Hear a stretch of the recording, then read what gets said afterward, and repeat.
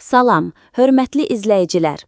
Bu videoda Azərbaycanda, xüsusilə Bakıda, mənzil bazarındakı son vəziyyəti obyektiv şəkildə nəzərdən keçirəcəyik.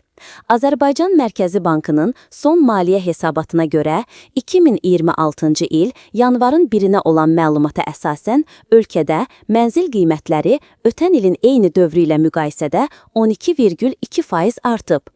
İlkin bazarda, yəni yeni tikililərdə qiymətlər 12,7%, təkrar bazarda isə 12,2% yüksəlib.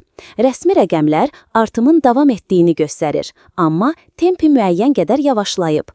Azərbaycan Qiymətləndiricilər Cəmiyyətinin sədri Vüqar Orucun açıqlamasına görə 2026-cı ilin ilk rübündə dekabr ayı ilə müqayisədə yeni tikililərdə qiymətlər 3,6%, köhnə tikililərdə isə 2,4% artıb.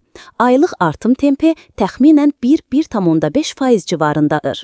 Ekspert ilin sonuna qədər ümumi qiymət artımının 12-15% aralığında olacağını proqnozlaşdırır. Vüqar Oruc qeyd edir ki, əhali daha çox yeni tikililərə üstünlük verir. Bunun əsas səbəbi qəzalı binaların sökülməsi nəticəsində kompensasiya alan vətəndaşların yeni mənzillərə yönəlməsidir. Büdcəsi məhdud olanlar isə əsasən köhnə tikililərə üst tutur. Rayonlar üzrə vəziyyət. Ən yüksək artım Yasamal, Səbail, Nərimanov, Xətai və Nəsimi rayonlarında qeydə alınır.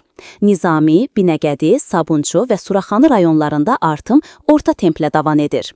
Ən aşağı artım isə Xəzər, Pirallahı və Qaradağ rayonlarında müşahidə olunur. Bu, həmin rayonların mərkəzdən uzaq olması və kirayə tələbinin aşağı olması ilə bağlıdır. Son günlər yağan intensiv yağışlar bəzi ətraf ərazilərdə, xüsusilə həyət evlərində su basma probleminə səbəb olub. Bu səbəbdən həmin zonalarda təklif artıb və lokal ucuzlaşma müşahidə edilir. Ancaq bu, ümumi bazar dinamikasını ciddi şəkildə dəyişdirmir.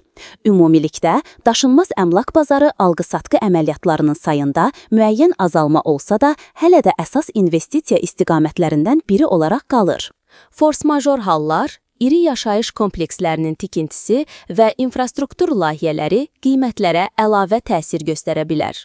Nəticə: Bakıda mənzil qiymətlərində tam sabitləşmə yoxdur, amma artım tempi nisbətən sakitləşib.